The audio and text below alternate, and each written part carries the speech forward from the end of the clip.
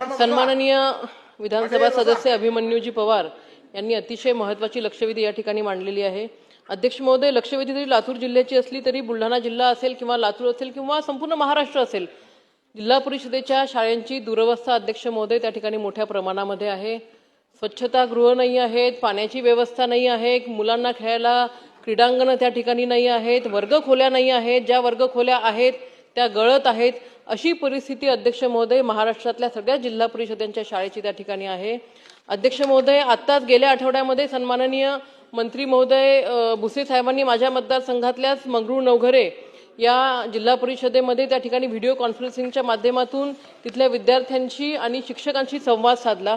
संवाद साधण्याचं कारण असं होतं अध्यक्ष महोदय की लोकसहभागामधून त्या भागात म्हणजे विद्यार्थ्यांच्या पालकांनी आणि शिक्षकांनी अतिशय चांगली ती शाळा केली। अध्यक्ष महोदय, एक तर जिल्हा परिषदेच्या शाळेमध्ये त्या ठिकाणी सर्वसामान्य शेतकऱ्यांची मुलं त्या ठिकाणी शिकतात, त्यांची मूळतःच कमाई कमी असते।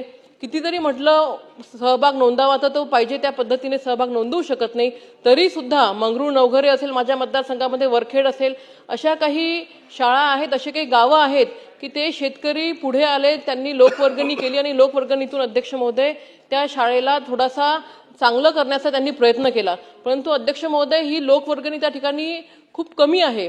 माझी विनंती आहे अध्यक्ष महोदय, आज आम्ही डीपीडीसी असेल किंवा ह्या सभागृहामध्ये असेल किंवा आमदार निधी असेल, कितीतरी दिला तरी अध्यक्ष महोदय हा विषय त्या ठिकाणी आपण पूर्ण करू शकत नाही अध्यक्ष महोदय। म्हणजे ही परिस्थिती अशी आहे की ढग फाटलेलं आहे, कुठे कुठे शिवावं अशी परिस्थिती अध्यक्ष महोदय।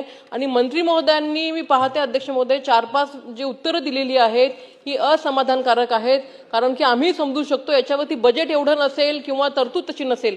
अध्यक्ष महोदय, माझी विनंती आहे, ज्या पद्धतीने आपण रस्त्यांच्या कामासाठी, पुलांसाठी त्या ठिकाणी एडीबी, नाबार्ड, वर्ल्ड बँकेकडनं अध्यक्ष महोदय लोन घेतो आणि हे इन्फ्रास्ट्रक्चरचे कामं मार्गी लावतो।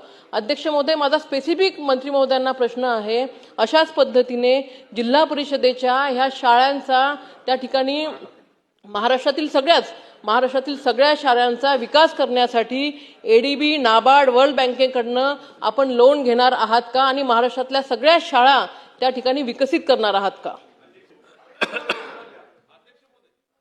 सन्माननीय आमदार महोदयांनी जे काही मुद्दे उपस्थित केलेले आहेत, आपल्या सर्वांना माहिती आहे की आपण म्हणतात ती वस्तुस्थिती आहे की अनेक ठिकाणी या सुविधांची आवश्यकता आहे आणि म्हणून मी सर्व प्रश्नांच्या उत्तरामध्ये सांगितलेले आहे की या संदर्भामध्ये एक विभागाने आराखडा तयार केलेला आहे।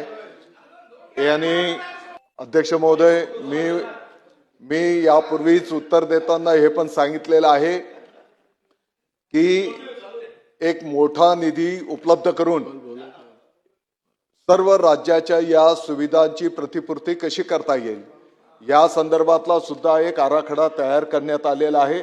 माननीय मुख्यमंत्री महोदयांच्या समोर या संदर्भामध्ये आम्ही संवाद करत आहोत आणि त्याला जेव्हा अंतिम त्याला मान्यता दिली जाईल, मला वाटतं की त्यावेळेस त्यावर भाष्य करणं उचित राहणार आहे। आणि म्हणून एकीकडे ही परिस्थिती जरी असली तरी जसं आता माननीय ताईंनी सांगितलं, मंगरूळ नवघरे, अध्यक्ष महोदय, माझी सर्व सभागृहाला या निमित्ताने विनंती असणार आहे, एकीकडे काही कमतरता आहेत, आम्ही मान्य करतो, स्वीकारतो, त्याच्यावर आम्ही अंमलबजावणी पण करणार आहोत, परंतु दुसरीकडे वर्षाला 365 दिवस चालणाऱ्या शाळा पण आहेत, जिथे भौतिक सुविधा नाही तिथे सुद्धा एक गुणवत्तापूर्ण क्वालिटी एज्युकेशन देणारे शिक्षक बंधू भगिनी पण आपल्या आहेत। अनेक गावांनी लोकसभागातनं चांगल्या शाळा पण उभ्या केलेल्या आहेत। अनेक आपले शिक्षक बंधू भगिनी असे आहेत की अतिशय समर्पित पद्धतीने काम करतायत। मी अनेक उदाहरणं देऊ शकतो अध्यक्ष महोदय। अनेक जिल्हाधिकारी, अनेक सीओ महोदय पण असे आहेत की जे अतिशय चांगलं नाविन्यपूर्ण काम त्या ठिकाणी करतायत। अध्यक्ष महोदय, आमच्या शाळेचं नाव आपल्या जिल्हा परिषदची शाळा आहे अध्यक्ष महोदय। आजूबाजूच्या गावांची लोक त्या गावामध्ये घर भाड्याने घेऊन आपल्या मुलांना याच जिल्हा परिषदच्या शाळेमध्ये शिक्षण मिळालं पाहिजे।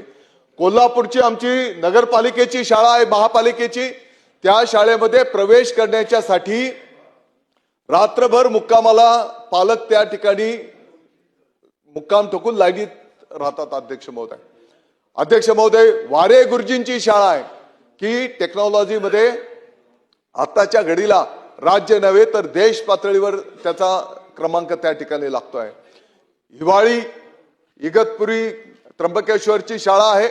अध्यक्ष महोदय, म्हटलं तर ताडपत्री लावून शाळा भरत होती, परंतु त्या विद्यार्थ्यांनी देश पातळीवर आपल्या विभागाचं नाव मोठं करण्याचं काम केलेलं आहे. आणि म्हणून माझी सभागृहाला पण या निमित्ताने विनंती असणार आहे की आपलंही थोडंसं एक सकारात्मक लक्ष जर त्या शाळेंच्या तिकडे जर असलं तर निश्चितपणे आपल्याला अपेक्षित असलेलं कार्य संपन्न होऊ शकणार आहे. विभाग त्या ठिकाणी अतिशय सूक्ष्म नियोजन करून प्रत्येक गोष्टीमध्ये त्याचं नियोजन करण्यात आलेलं आहे आणि प्रत्येक गोष्टीची पूर्तता त्या ठिकाणी वर्षभराच्या